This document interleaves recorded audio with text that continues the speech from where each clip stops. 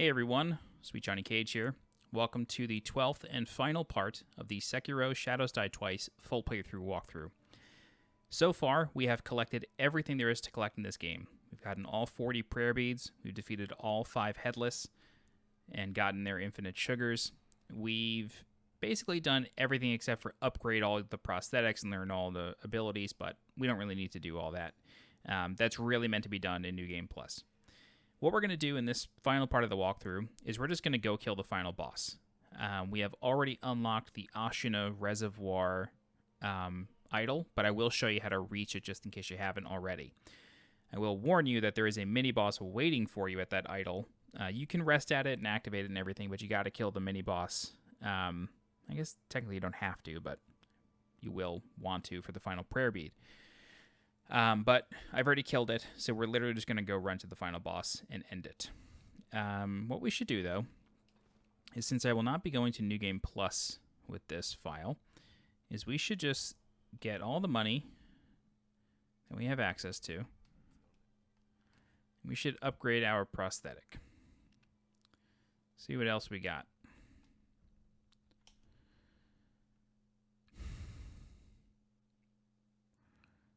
Funny, there's really not much in here that would like help us in the final fight.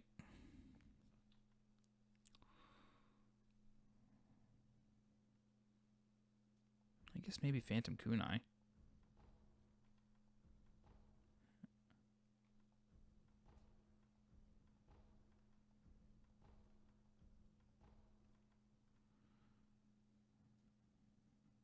Okay. Yeah, I'm good with that. All right. Let's go fight the final boss. The final boss of the game is a mixture of fights.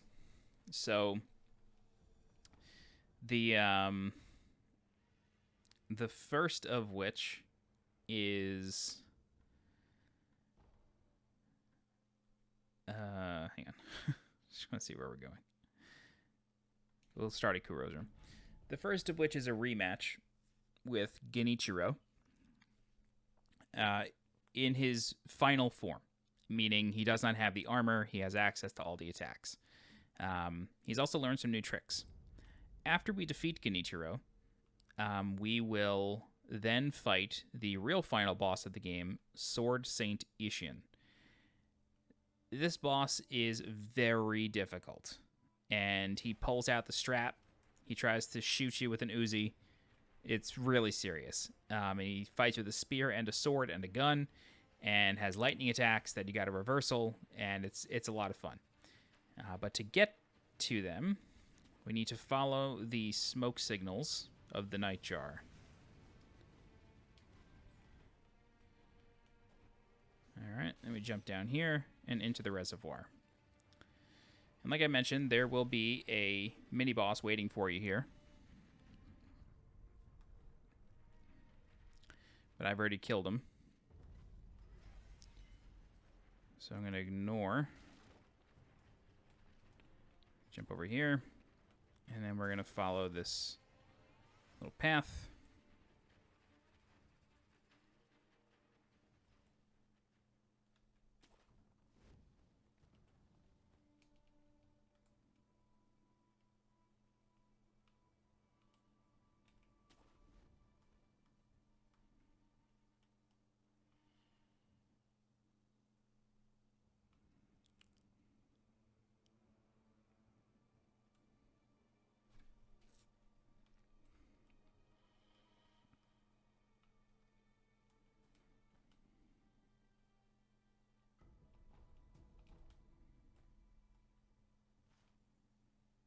Forget how to get that item. It's okay, it's not a big deal. Anyway, this is the final idol of the game. So, once you're ready, you want to open this door using the secret passage key. Wait a minute.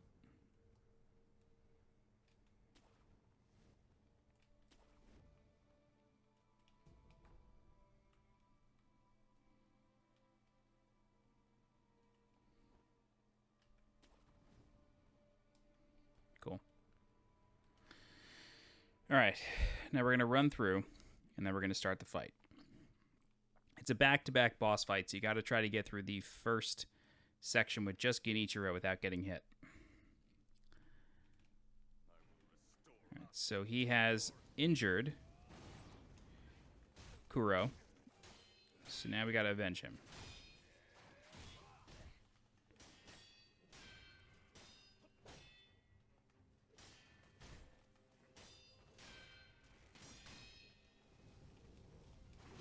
Ow.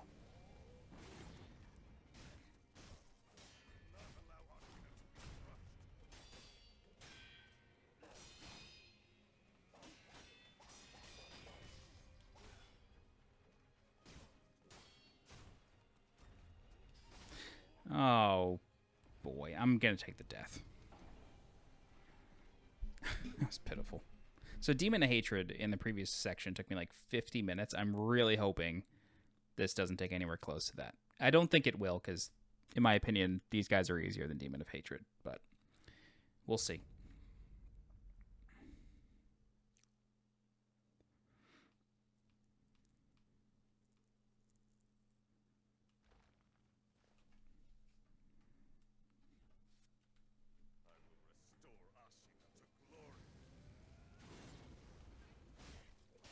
So I always run around that attack at the beginning there.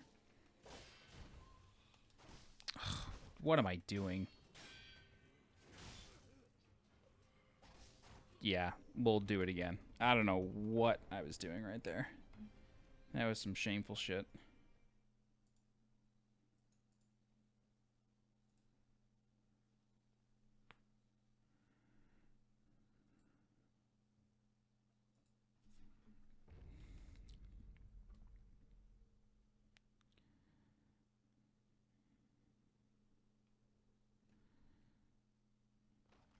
Try that again. Take 3. He always starts with this attack.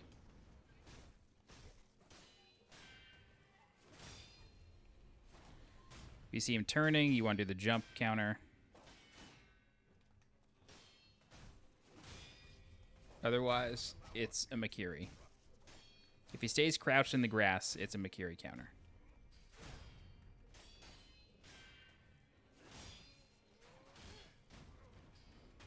Alright, so that is Genichiro, Way of Tomoe. Now we fight Sword Saint Isshin. I'm gonna skip the cutscene because it's so ridiculous.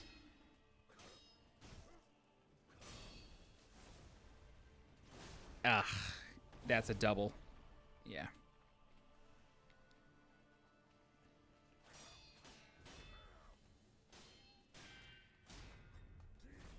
So this fight is really similar to the Isshin fight if you fought him.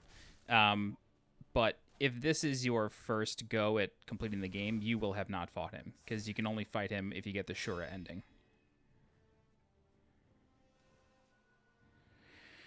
All right.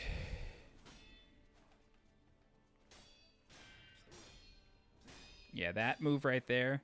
If you can get him into a loop of doing that, you're pretty much golden. You do Ashina cross. You just run away from that, or you can parry it. Up to you.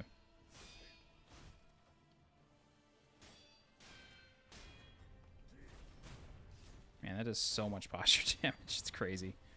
All right, once you have him down to 2 health bubbles, highly recommend moving onto flat ground and keeping him on the path here. This will help you a huge deal. You do not want to fight him on slopes. Ow. That's... Oh, told you he has a strap.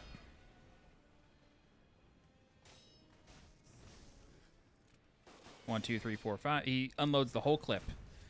Generally, he does that attack afterward. This one you just want to avoid. Shit. Great music on this fight.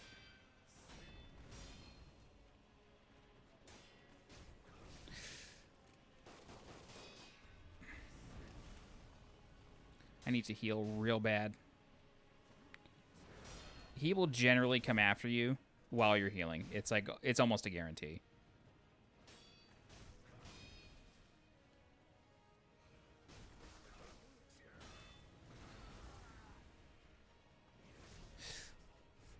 Jesus. Yeah, see, fighting him on a hill is just bad news.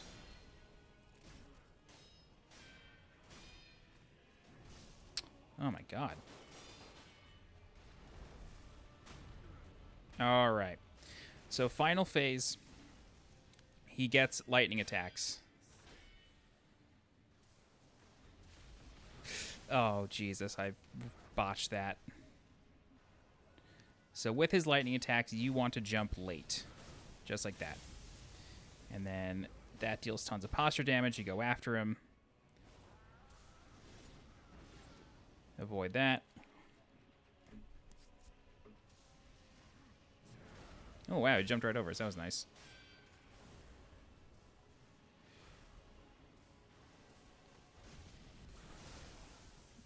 Really?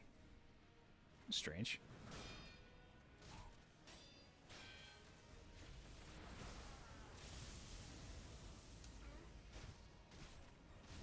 Wow, we just got really lucky there.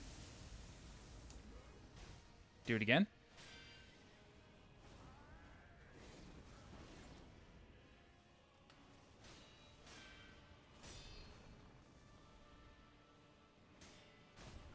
Alright.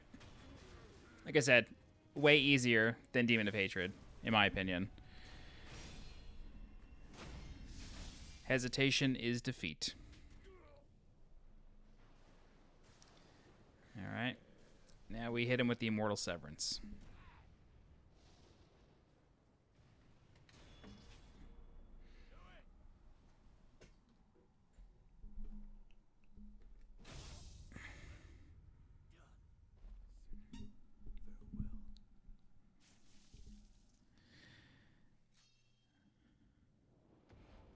Immortality severed. Okay. So, now that you've done that, you have the final memory. You get Dragon Flash. If you're going for the Platinum Trophy on this game, you will, like you 100%, you have to kill all bosses on one save file. You cannot save Scum the all bosses trophy. It will not work. You, like, in this walkthrough, when we fought Great Shinobi Owl, before that, you'll remember, I backed up my save onto USB, we got the Shura ending, I restored the save, we defeated Owl, and we continued. I do not have credit for all bosses right now, even though I've technically killed them all on the same playthrough. Doesn't matter. You have to go to New Game Plus, and you have to go get the Shura ending. It's the only way it works. So if you're wondering, why don't I have that trophy after I defeated Isshin, or Sword Saint Isshin? That's why, because you technically have not defeated all bosses on one save file. Okay. So, when we approach the Divine Heir, we now get a choice. We have unlocked all 3 endings throughout this playthrough. So, if we give him Dragon's Tears and Everblossom, we get the... is it the Return ending? Or is that the other one? The one that starts with a P. Purification.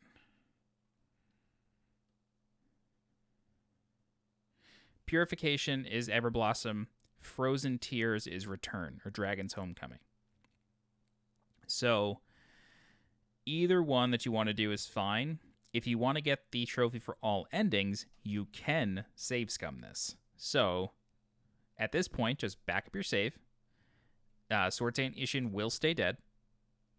Come back, pick one of the endings, get the trophy, restore the save, pick the second ending, restore the save, pick the third ending, and then you're good to go. You will still have to get the Shura ending, although you've probably got the trophy for that already.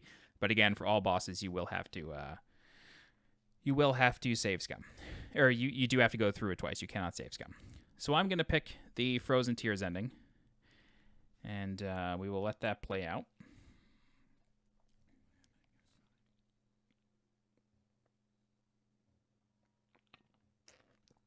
And again, this is the Return ending.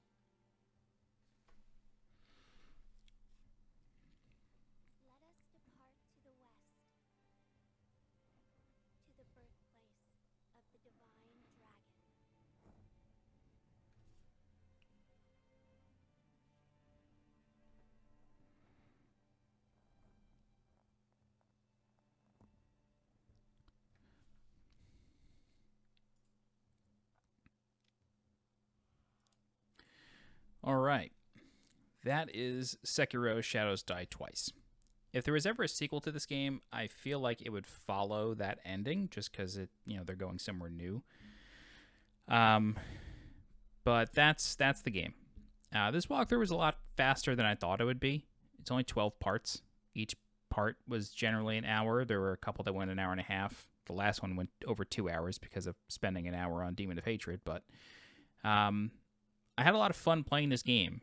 And with Elden Ring coming out in a few months, although it was just delayed during the recording of this series, it's coming out in February now, but I figure I should sort of round out my offerings of the modern From Software catalog, Durasane aside, although I do own it. At the end of these games, I generally do a little bit of story time. And sad to say that Sekiro, as it relates to me, this is going to be a sad story time. But I think it's worth telling. So I mentioned at the end of the Dark Souls 3 walkthrough that I played Dark Souls 3. It released the day I had to tell 6 people that I was working with that our company was out of money and that it was time to shut down. And then we all had a month's worth of severance. And I got pretty depressed, and I just played that game for 20 hours straight. Really enjoyed my time with it. I platinumed that game playing the Japanese version, and I got the Platinum Trophy before the American or the English version came out a month later. Anyways, besides the point. Sekiro came out in 2019, and it came out in March 2019, I think. It's either March or April. Sekiro release date. March 22nd, 2019. March 2019 was a really difficult month for me. I posted this on Twitter back in 2019, but there's tens of thousands of you that subscribe to me now that didn't back then. It was like 20,000 more people. My mom was diagnosed with breast cancer in October of 2017. I started a new job at a company called Battlefy on October 2nd and October 4th, that Wednesday. Let me just double check these days. I know it was the Wednesday. 2017, October. I started October 2nd. That Wednesday, October 4th, 2017, my mom called me and told me that she had breast cancer and that it was stage 4 and that it was pretty aggressive. 18 months later, in April 2019, she passed away. Throughout February and March of that year, I would be driving from my apartment in Queens to where I am living now. I won't mention the town, but it's on Long Island. About 45 minutes, sometimes over an hour, depending on traffic in the morning. But I would drive here and help take care of my mom during the day. Sort of like a live-in, sort of home nurse kind of deal. I would do everything from, she was basically chair-ridden. She had an oxygen machine in the house. She would have to use a wheelchair to, get to the bathroom. It was, it was a sad state. I had to, give her a sponge bath in the bathroom sink. It was end time sort of stuff. Very, very sad stuff. And so when Sekiro came out, it was sort of my distraction. And when it comes to anxiety and depression, I have avoidance tendencies, and I basically just do whatever I can to avoid stress. It's not a very productive outlet of doing things. When it comes to YouTube, it can be productive, but a lot of times it's just sort of I'm going to play a game and just not pay attention to the outside world. And there's nothing wrong with that. You know what I mean? There's nothing wrong with distracting yourself from hard times, but if you could become dependent on it, and I certainly do sometimes. So when it came to Sekiro, I put out as much content as I could, as quickly as I could, because things, were just progressively getting worse with my mom. She was in and out of the emergency room a lot. She would get dehydrated. She would hallucinate. It was pretty bad. And I'm saying this all because it's a little cathartic, but I know there are a lot of people out there that watch my channel. As of today, I reached 22,000 subscribers, and these are much more of like a casual sort of walkthrough. These are games that already came out. This is not the hot new thing.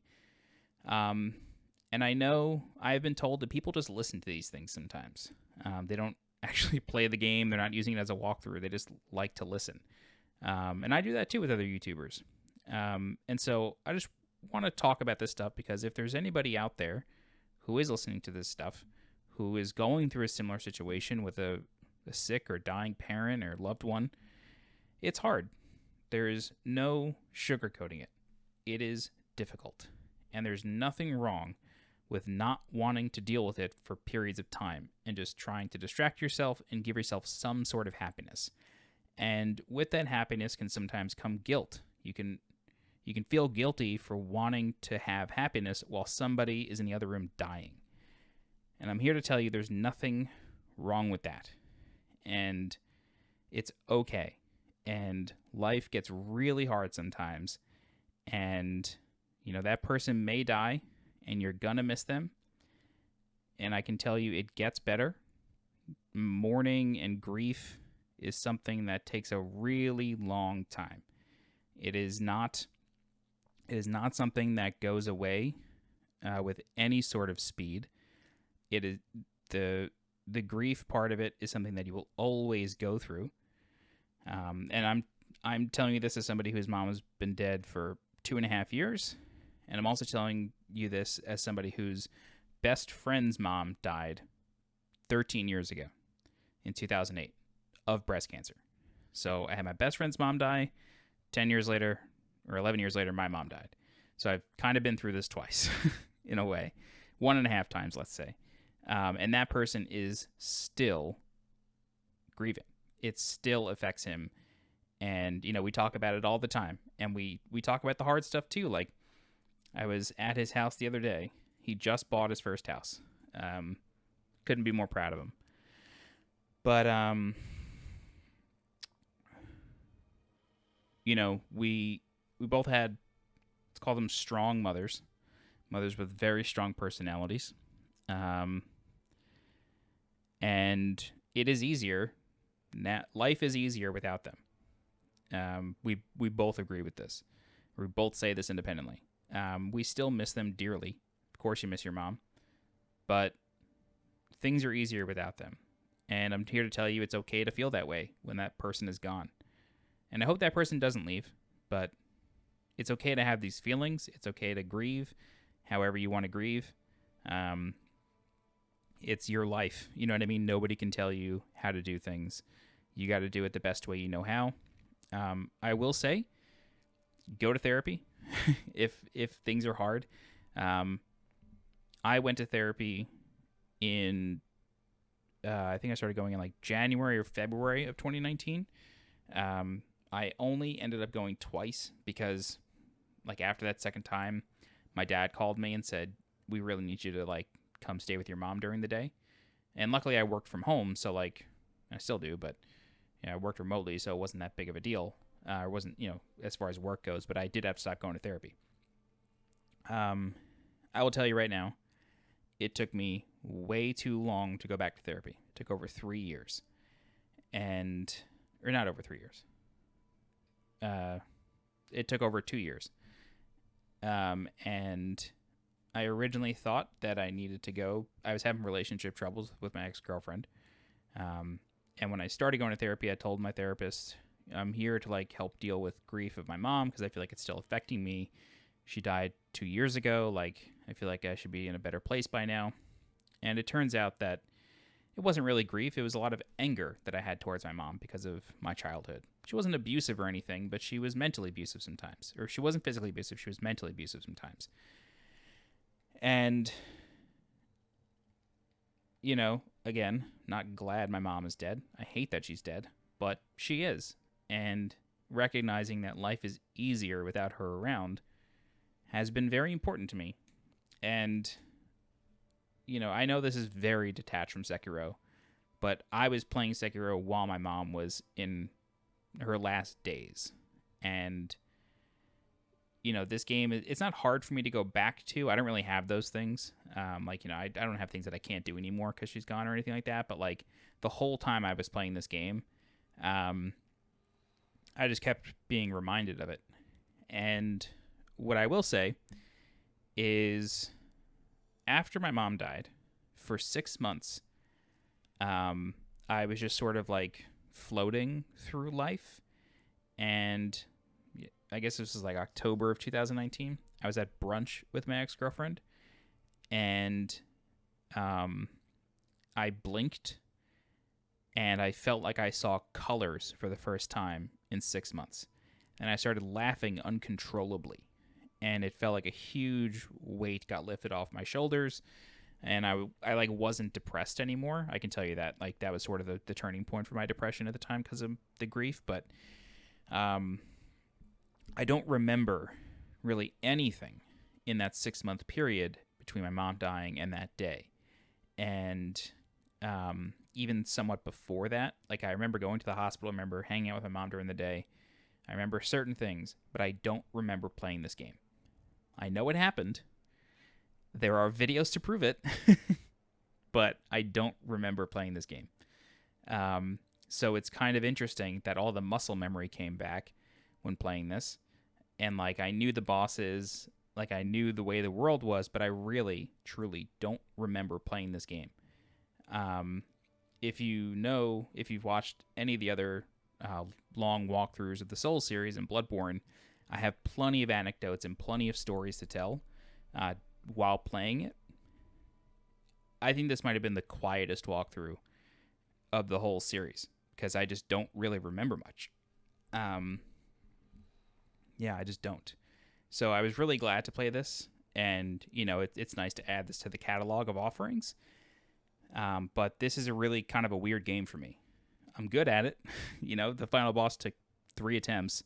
I sacrificed myself a couple times super fast, but like Demon of Hatred took an hour. No other boss took more than a couple attempts. So it's weird that I have the muscle memory and like I know the general location of things, but I'm telling you right now, I don't remember playing this game in 2019. Yeah, it was a really hard year. And yeah, so like I said, I'm just here to tell you, like, if you are struggling, if you have a sick parent or a sick loved one who is probably going to die, like you feel that way, or that's what doctors are telling you, it's okay to want to escape every once in a while, even if you are that person's caretaker. You are always your most valuable asset in life. You have to take care of yourself. And if that means escaping every once in a while, when that sick loved one goes to sleep or something, and I know that sleeping with cancer is very hard. Like, oftentimes cancer patients don't sleep, and it just exhausts them and makes them even sicker. It's a really terrible scene. But it's okay to want to take care of yourself, and you should take care of yourself. You have to prioritize yourself in life, because if and when that person is gone, you still have to take care of yourself. You're still there, and you got to keep living, and you got to keep taking care of yourself. So please, I implore you, if you're going through something and it's really hard, seek help, get therapy. I am not sponsored by this company. It is the company that I use for therapy.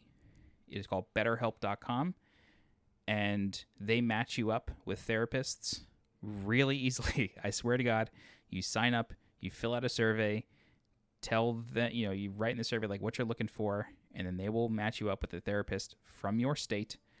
I don't know if they take insurance. I work remotely. I'm a contractor, so my insurance is through the state, so I kind of can't remember. It's garbage insurance. That's why I don't really think they do. But they will work within your budget, which is the most important thing. You just tell them your budget. They'll give you a price. And if you don't make much money, it won't be much money to you. My therapy is $240 a month. I was paying, when I went to that one therapist before my mom died, I was paying $120 per week. So this is literally half the price. Just give it a shot. They do everything but in-person visits. So that's phone calls, text messages, chat, or video calls. I have a once weekly video call with my therapist, and it's wonderful. It has literally changed my life. So I really, really implore you to do it. But yeah, so like I said, this was a much heavier story time than what I traditionally do at the end of these games. But this was a heavier time for me when this game came out. And I think it's important to just be honest with you about, what went on and why this might have been a quieter walkthrough series. But yeah, so I'm releasing this entire series at once. It's like the first time I'm doing this. And so the next thing that I will cover on this channel, I don't really know. It'll be Elden Ring. Like, I'm covering Elden Ring, of course. But I don't really know what's coming out between now, which is October 22nd, and then. So we'll figure something out. But, yeah. Again, I know this was a heavier story time at the end of this walkthrough, but I think it's important to tell. Yeah, and I do want to say, if you watch these, even if you're not playing along, thank you for watching. I will also say that this YouTube channel has